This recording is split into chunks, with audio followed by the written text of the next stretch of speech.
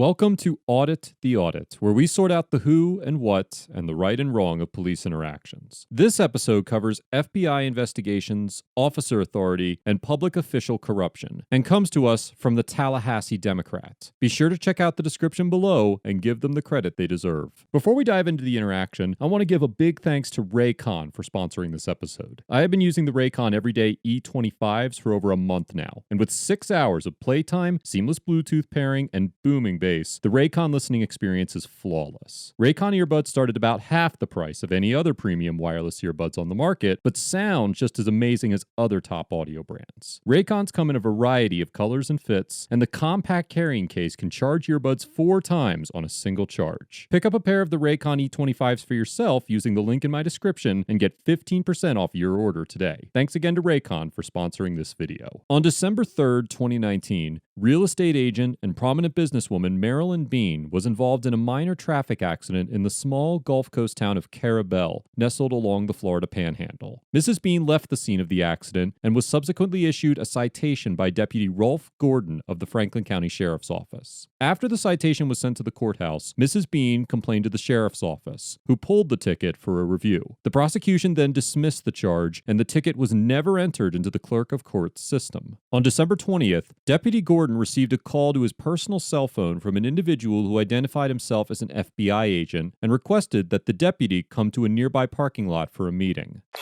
Okay, that's awesome. Okay. That'll work. Did you run your body cam? I am now, because I don't know how legit you are at the moment. It's okay. Special Agent Hatt. The FBI. Okay. You got that on body cam?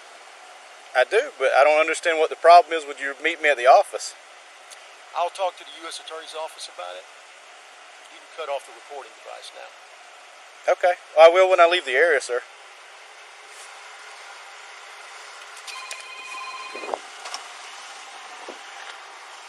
Hey, TJ, this guy is telling me to turn my body camera off and telling me he's going to contact other people to get involved with this. U.S. Attorney Office. Let me get his tag number real quick. It's going to be LKST57. LKST57. 33 Franklin, 1065, Florida 28.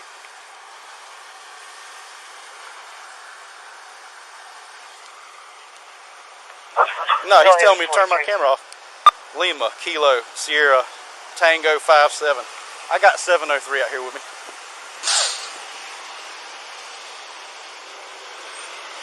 Alright, well he's leaving the area, but I guess, but it's a blue Ford Fusion, Ford Taurus.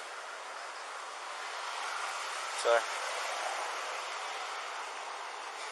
he says he does not give out business cards. Yeah, I don't believe this. No. There's something fishy with this right here. This is FBI Special Agent Alexis Hatton, who traveled from Panama City to investigate the citation that Deputy Gordon had issued. Agent Hatton is part of an FBI team that has been investigating a number of cases of public corruption in North Florida, which have led to numerous guilty pleas from government officials, including former Tallahassee City Commissioner Scott Maddox. Interestingly enough, Deputy Gordon later admits to the sheriff that it wasn't until Agent Hatton revealed to Deputy Gordon that he was the subject of a federal investigation that the deputy became suspicious. But he told me I need to discuss some things with you about the Carabel area. Are you working over here today? Franklin, I said, yes, sir. you did advise Lawrence. So he told me to meet him here. I came up.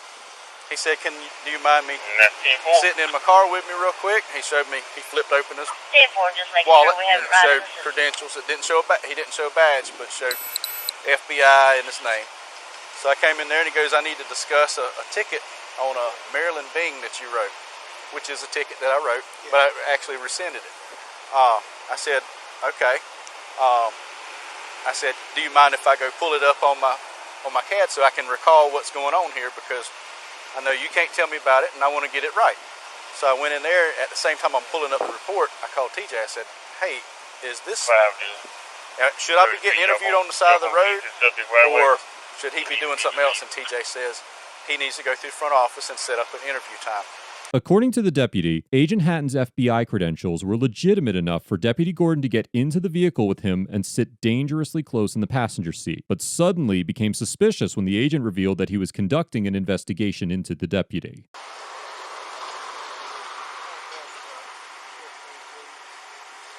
He's got a radio and he's got credentials. Franklin 33, go ahead.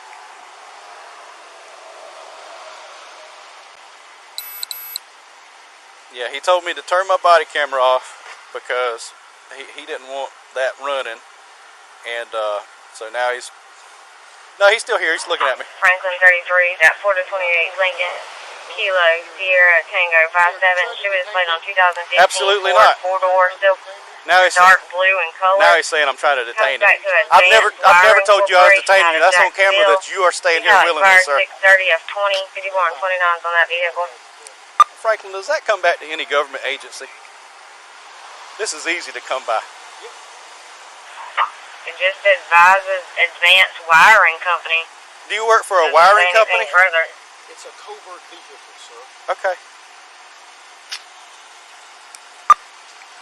I do feel like I'm being detained. Am I being detained? Am I being detained? You're the one who called me here, sir. How did you get my phone number?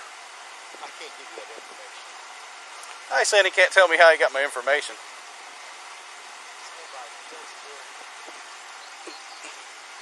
Hey, you are detained at this time, sir.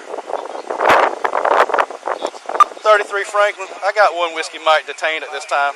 It is important to note that Agent Hatton may have had a legitimate reason for requesting such an informal meeting with Deputy Gordon. Later in the interaction, Agent Hatton insinuates that he may be involved in a grander investigation into the sheriff's office that extends beyond the deputy's citation while on the phone with his supervisor.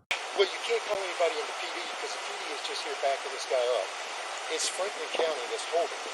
So you have to call the sheriff to let him know that his deputies have been stopped here and are holding me. He's going to ask why. You're not going to be able to tell him. The FBI is the primary federal agency responsible for investigating allegations regarding violations of federal civil rights statutes. These laws are designed to protect the civil rights of all persons, citizens and non-citizens alike, within U.S. territory. The FBI is also the lead federal agency for investigating color of law violations, which include acts carried out by government officials operating both within and beyond the limits of their lawful authority. Given that the FBI had been conducting numerous investigations into public officials in the North Florida area, it is very likely that Deputy Gordon is only a small piece of a much larger federal operation. Whether or not the deputies were within their authority to detain Agent Hatton is debatable, and it would make for an interesting case if it were challenged in court. 17's on the way. Hey, I don't think this guy's legit, man. I need to take my weapon off, okay? 26 Franklin. I'm not going to put you in cuffs. Putting the narrative for this call. That Where's it subject at? he's got detained, Okay. I've got my claiming weapon to be a on my federal right. agent. You do got, is it on, do I have permission to take it No, off you of don't have permission Okay, to take it just off. hang tight right here. I'm not cuffing you. I'm not cuffing you. But you're being very uncooperative with me. You asked me to come up here. You called my personal cell phone number. You can't tell me how you got it. Your vehicle's coming back to a wiring company, not the It's FBI. a covert vehicle. Okay. You Would get you mad. like to see some registration? You get mad at me because I turned my body camera on, Would you like to see some registration? and you know a lot of stuff about me. Would you like to see the registration, sir? I don't really want anything from you at this point. My supervisor's on the way. Excellent. Do you have identification? I surely do. I showed it to him. Would you like to see it, sir? You don't have to keep your hands up. I'm just trying to figure out what's going on. out here. I don't want to be shot either. I'm going to call my office. Yes, sir. Bye, Zim. Jacksonville, this is Special Agent Hatton. On body cam. Do you have a DL on that subject? Do you have a I'm not driver's gonna license show on you, my sir? driver's license. You don't need He's know where I refusing to live. give his 27 at this time, Franklin. If he's not giving you his pay, you got to detain. Just go ahead and get it from him if he's got it on him. So you're forcing me to give you my driver's license? That's what my captain just asked me to get it from All you. right, all We right. need to find out who he is. Yeah, there you go. He could just be somebody The body camera's trained still at running. FBI. Absolutely, yes, sir. And something more to him. Impersonating an officer in any capacity is a crime in most states, and there have been several documented cases of fake FBI agents attempting to infiltrate local police departments. Some of these cases involved highly elaborate schemes that lasted for long periods of time. For example, in 2008, an FBI agent arrived in the town of Gerald, Missouri with a gun, badge, patrol car, and a telephone number for the officers to call to verify his identity. The agent worked with local authorities for months before a local reporter uncovered several complaints about the agent's conduct and ultimately revealed that he was not an FBI agent. The man had taken his name and task force title from the Eddie Murphy film Beverly Hills Cop. But in the several months of working with the man, none of the officers made the correlation. So there is at least a degree of merit to Deputy Gordon's suspicions. Because the deputies have detained Agent Hatton for suspicion of impersonating an officer, they are within their authority to identify the agent so long as the original detention is ruled valid. If the detention is ruled invalid, then the officers may be entitled to qualified immunity because of the unusual nature of the encounter, but that would ultimately be for a court to decide. Eventually, multiple supervisory officers arrive on the scene, and the decision is made to handcuff Agent Hatton and place him in the back of a patrol car. Sorry, I won't, brother. Okay, all right. Okay, all right.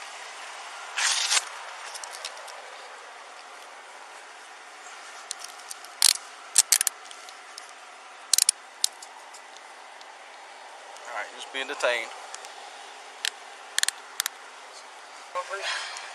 33 Franklin. We've detained this Whiskey Mike and got him in cuffs in the back of the car now. He's hollering. I can't see in there. Yes, sir. I need air, brother. Okay. I'm suffering here. All right, I'm turning it on right now. Open the door. I can't breathe. Sir, I can't open the door. You're being detained right now. Do you have your body camera on still, brother? Absolutely, it ain't going off. Thank you, brother. I had the defroster on. No, you didn't. Brother, I need air. God almighty. 533. I know you think this is funny, but it won't be funny after the day. 33, go ahead. All right, sir. Call 911. I need a medical attention right now. Unlock me. Call 911. Call 911. We're releasing you right no, now, call sir. 911 now. Call 911. I need 33.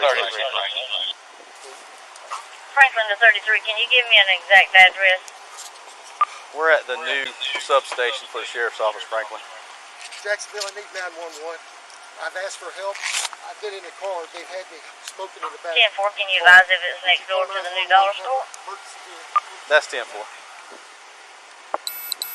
Can you verify that my AC's on real quick, John? It's on now. It was on when. How could I not touch? How could I not touch it? Yeah, it's on. Yeah. 911. I asked for the sheriffs to call 911. They won't. Is it not going through the back seat? Yeah. I would guess my window's open back there. Yeah, but we need a location, sir. Agent Hatton was taken to the hospital and was released the same day. Hours after Agent Hatton was released, FBI brass descended on Apalachicola, meeting with Deputy Gordon and the sheriff to find out what happened and why. After some talks, the sheriff's office and the FBI were able to put this incident behind them and determined that more training and agency transparency was needed on both sides. In a statement to the Tallahassee Democrat, Franklin County Sheriff A.J. Smith pointed to a silver lining of the encounter and said, quote, "We're going to try to use this to make both our agencies work together a lot better."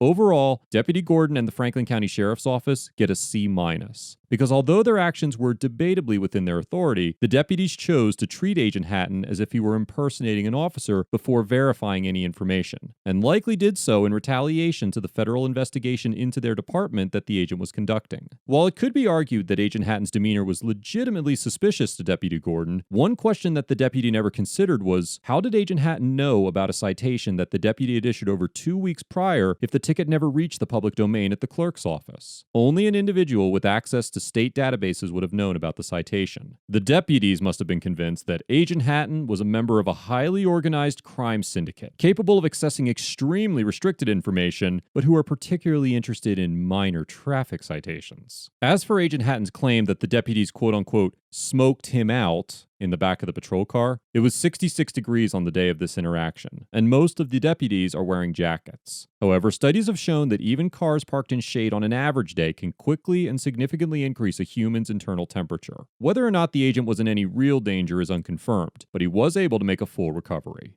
Special Agent Hatton gets a B-, because although he remained calm and relatively level-headed throughout the encounter, he also used questionable and unprofessional police tactics. It is difficult to speculate on the surveillance tactics of the FBI, but you would think that a well-trained agent would handle a botched rendezvous with a little more patience and professionalism. Instead of trying to defuse the situation, Agent Hatton chose to order Deputy Gordon to turn off his body cam and threaten to call the U.S. Attorney's Office, effectively severing any leads into his investigation that he may have had from the Sheriff's Office. It is unclear whether any of the deputies or Agent Hatton were reprimanded as a result of this interaction, but it appears as though the departments were able to settle their differences and establish a more productive relationship moving forward. There were a few elements of this encounter that I was unable to cover in this video, and I highly suggest checking out the Tallahassee Democrats coverage of this story. You can find all the links in the description. Let us know if there is an interaction or legal topic you would like us to cover in the comments below. Thank you for watching, and don't forget to like and subscribe for more police interaction content.